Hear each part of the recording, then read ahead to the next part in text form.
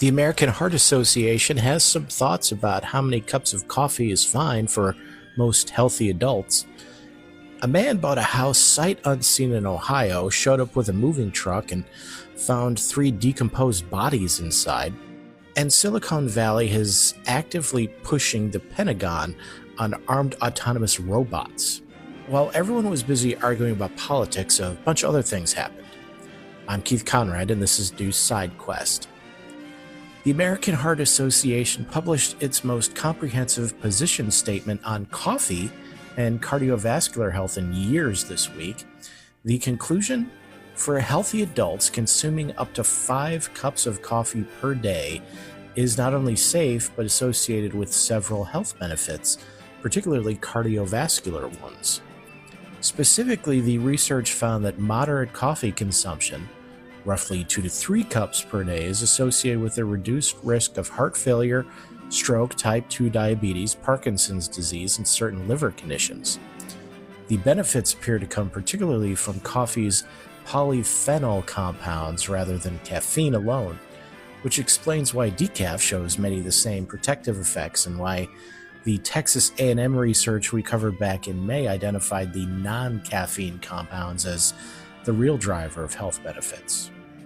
The 5 coffee cup ceiling is the figure that will probably surprise people the most, and the AHA is careful about the context. 5 cups is the upper limit for people without any underlying conditions at all. Certain groups should be more cautious, like people with high blood pressure, anxiety disorders, pregnancy or sleep disturbances, and those sensitive to caffeine's effects. The research also notes that what you put in your coffee actually does matter. 5 cup a day habit that involves sugar, heavy cream, or flavored syrups is a very different nutritional picture than 5 cups of just black coffee. For decades, coffee was treated as a guilty pleasure at best and a cardiovascular risk at worst.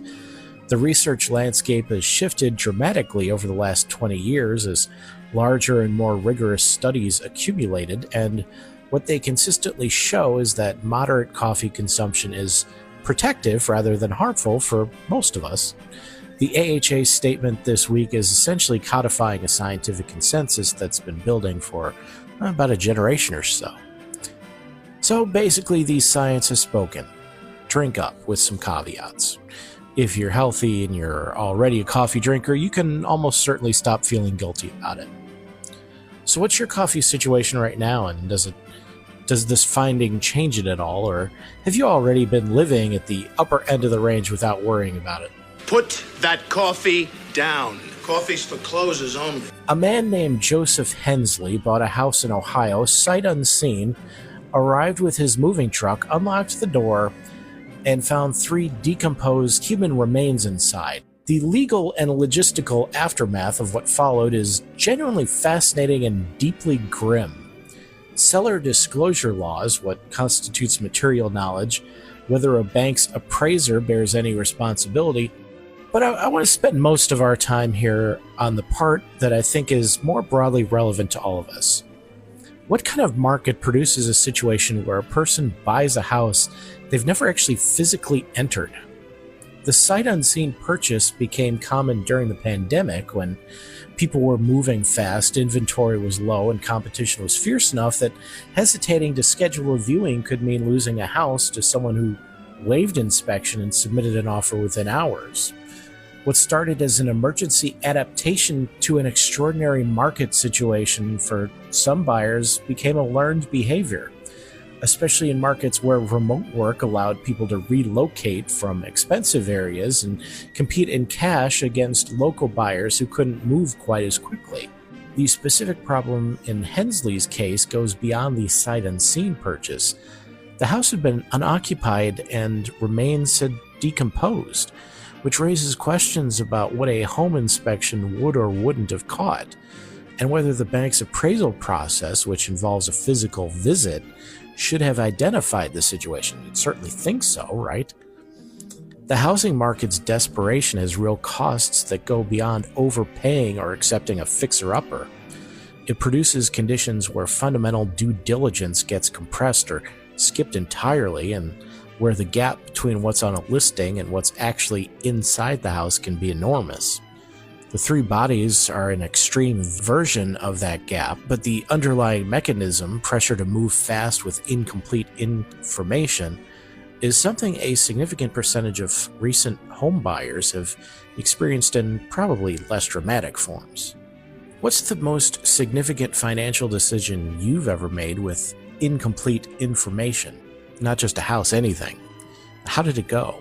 Probably the closest I've ever come to is buying a car very quickly, but I needed a car very quickly. You son of a bitch, you moved the cemetery, but you left the bodies, didn't you? You son of a bitch, you left the bodies and you only moved the headstones! You only moved the headstones! The Washington Post published a deep dive piece yesterday based on interviews with multiple Silicon Valley defense tech companies currently pitching the Pentagon on armed autonomous robots.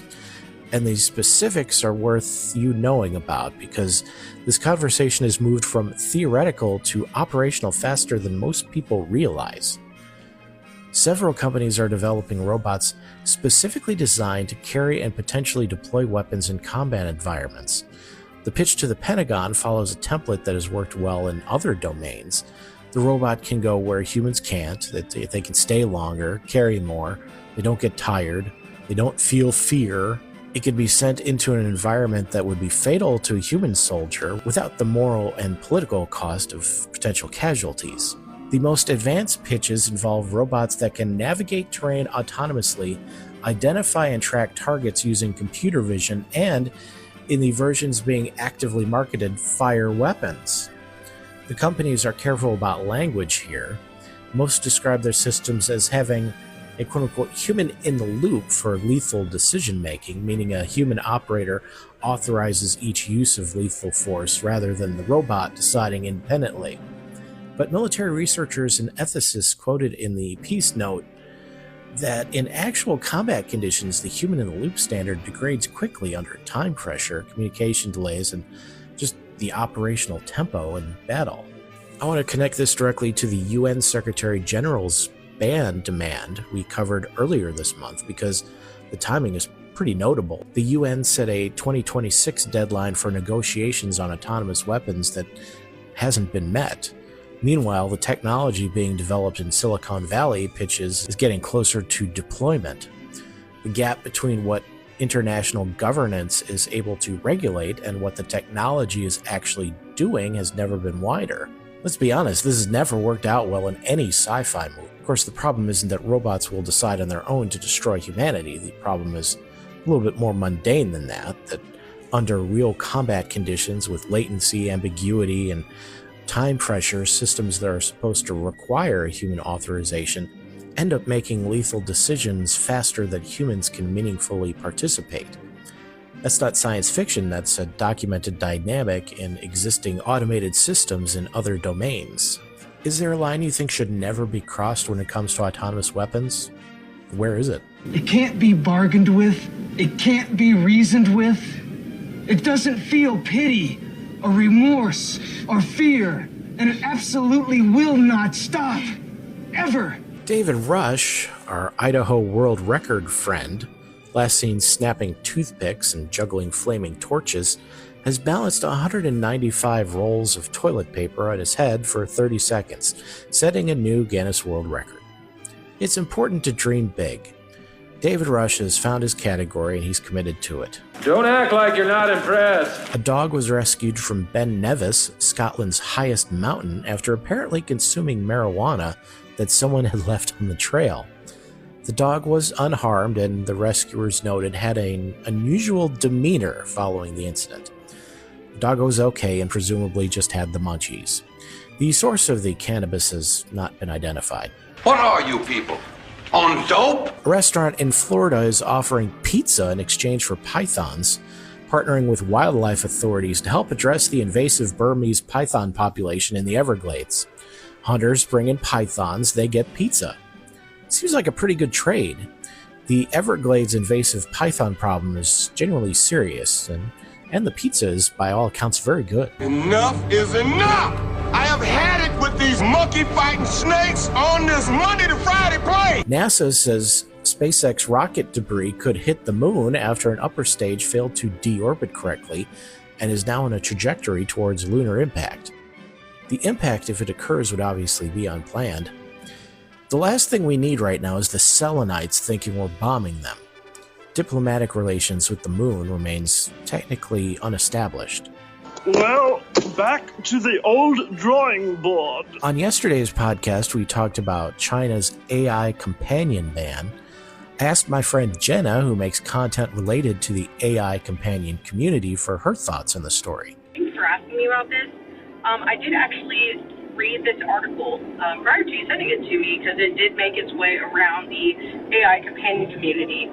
And I do remember that China had a ban on childbirth between 1979 and 2015. So it's very interesting now that they are trying to correct their own wrong that they created by banning, this companion chat app.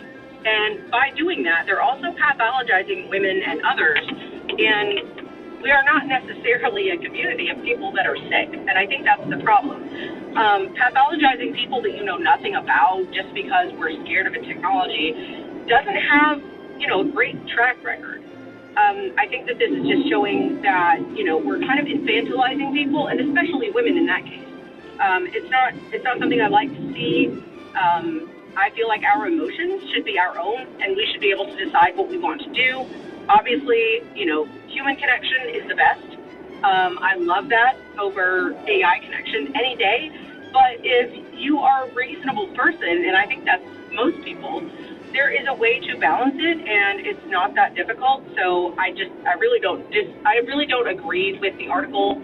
I think they kind of created their own problem, and now they're trying to fix it. And I don't think that's going to have quite the effect they think it will. Jenna makes a point I want to highlight specifically. The framing of AI companion users as people who need to be protected from themselves, particularly women who make up the majority of AI companion users in China, is a form of pathologizing a community that, by most accounts, is made up of people navigating real loneliness and real social pressures in ways that work for them. And our observation that China created this problem by enforcing a one-child policy for 36 years and is now trying to reverse its demographic consequences by banning the coping mechanisms people developed is just the clearest form of irony I've heard yet. Thanks, Jenna, and Jenna's tagged in this post so you can get more information on her own Substack. 3 questions out there for your consideration today: your coffee situation and whether today's news changes it, the most significant decision you've made with incomplete information and how it went, and where you draw the line on autonomous weapons. And thank you again to Jenna for that response. Email me at newssidequest@gmail.com or visit the Substack comments. See you tomorrow.